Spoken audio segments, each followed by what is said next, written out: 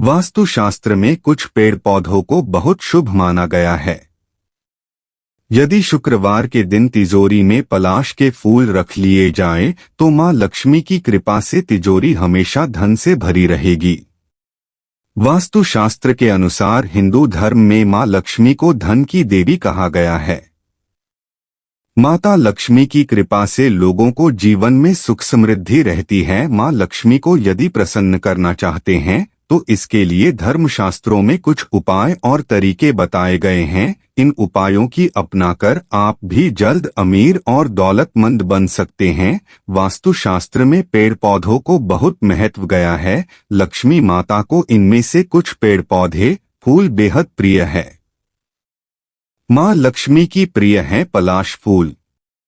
पलाश के फूलों को टेसू के फूल भी कहा जाता है। मां लक्ष्मी को पलाश के फूल बेहद प्रिय हैं। माना जाता है कि पलाश के पेड़ में त्रिदेव ब्रह्मा, विष्णु और महेश का वास होता है, इसलिए पलाश के पेड़ को बहुत शुभ माना गया है। साथ ही पलाश के फूल के कुछ उपाय तो चमत्कारिक होते हैं। ये उपाय व्यक्ति को मालामाल कर सकते हैं, उसकी मनोकामनाएं पूरी कर सकते हैं। यानी कि पलाश के खूबसूरत फूल आपके जीवन को भी खूबसूरत और शानदार बना सकते हैं। कर ले पलाश के फूल का ये उपाय। वास्तु और ज्योतिष शास्त्र में पलाश के फूल के कुछ चमत्कारिक उपाय बताए गए हैं जो आप पर मां लक्ष्मी की कृपा बरसा सकते हैं। शुक्रवार के दिन पलाश के फूल और एक नारियल को सफेद कपड़े में बांधकर तिजोरी या धन स्थान पर रख दें। ऐसा करने से मां लक्ष्मी प्रसन्न होकर खूब धन देती हैं और तिजोरी कभी खाली नहीं होती है। हर शुक्रवार को पलाश के पेड़ की पूजा करें। ऐसा करने से मां लक्ष्मी के साथ साथ ब्रह्मा, विष्णु और महेश की भी कृपा होगी और जीवन में सुख ही सुख होगा। प्रसन्न होती हैं। जब भी कोई पूजा पाठ करें उसमें पलाश के पेड़ की लकड़ी का भी उपयोग करें। इससे मां लक्ष्मी, यदि कोई बीमारी है तो इलाज करवाने के साथ साथ रोगी के दाहिने हाथ पर सूती धागे की मदद से पलाश की जड़ बांध दें, जल्द सेहत में सुधार होगा। वास्तु में घर में सकारात्मक ऊर्जा का प्रवाह बढ़ाने और नकारात्मक ऊर्जा का नाश करने पर जोर दिया गया है। वास्तु में कई ऐसे पेड़ पौधों का जिक्र किया गया है जो घर में सकारात्मक ऊर्जा का संचार बढ़ाते हैं। सिर्फ पेड़ पौधे ही नहीं, कुछ लकी फूलों के बारे में भी बताया गया है। इन फूलों को घर में लगाने से व्यक्ति की किस्मत का तारा चमक जाता है। ऐसे ही आज हम एक फूल के बारे में जानेंगे जिसे वास्तुशास्त्र में शुभ माना गया है।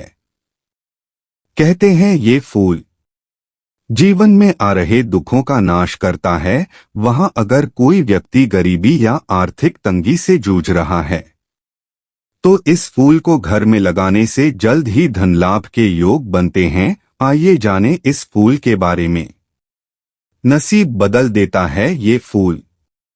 अगर आप काफी लंबे समय से गरीबी या फिर किसी प्रकार की आर्थिक बीमारी से गुजर रहे हैं तो वास्तुशास्त्र के अनुसार गुड़हल के फूलों को घर में लगाने से व्यक्ति को लाभ होता है। गुड़हल का फूल आर्थिक संकट दूर करता है। धार्मिक शास्त्रों के अनुसार मां लक्ष्मी को गुड़हल का ये फूल बेहद प्रिय है, इसलिए धन की देवी की पूजा के समय गुड़हल का फूल जरूर अर्पित करें। कहते हैं इसे सही दिशा में लगाने से व्यक्ति की किस्मत बदल जाती है। गुड़हल के फूल के फायदे। वास्तु जानकारों का कहना है कि अगर आप पैसों की तंगी से गुजर रहे हैं तो घर में गुड़हल का फूल अवश्य लगाएं। इससे मां लक्ष्मी प्रसन्न होती है और उनकी कृपा से घर में धन आगमन का प्रवाह बढ़ता है। अगर आप घर में गुड़हल का फूल लगा रहे हैं तो इस बात का ध्यान रखें कि गुड़हल का फूल कई रंगों में आता है। आर्थिक संकट से छुटकारा पाने के लिए लाल रंग का गुड़हल का फूल विशेष रूप से लाभदायी है। कहते हैं कि मां लक्ष्मी को प्रसन्न करने के लिए शुक्रवार के दिन पूजा के समय उन्हें गुड़हल का फूल अर्पित करें, साथ ही उन्हें मिश्री और दूध से बनी बर्फी का भोग लगाएं। इस उपाय को लगातार 11 शुक्रवार तक करने पर व्यक्ति को धन प्राप्ति के योग बनते हैं। भाग्य चमकाने के लिए नियमित रूप से सूर्यदेव को स्नान के बाद जल अर्पित करते समय उसमें गुड़हल का फूल शामिल करने से हर कार्य में सफलता मिलती है। इतना ही नहीं, व्यक्ति को मान सम्मान में बढ़ोतरी होती है और रिश्तों में मजबूती आती है। अगर किसी व्यक्ति की कुंडली में सूर्य दोष है तो उसे घर की पूर्व दिशा में लाल रंग का गुड़हल का फूल लगाना चाहिए। इससे व्यक्ति को जल्द ही लाभ होता है, सूर्य दोष के प्रभाव कम होते हैं और सकारात्मक ऊर्जा की प्राप्ति होती है। वहीं मंगल दोष से छुटकारा पाने के लिए भी गुड़हल का पौधा बहुत लाभदायी माना गया है। माल कमजोर होने पर व्यक्ति को शादी विवाह में देरी होती है। ऐसे में घर में गुड़हल का पौधा लगाने से जल्द ही शुभ फलों की प्राप्ति होती है।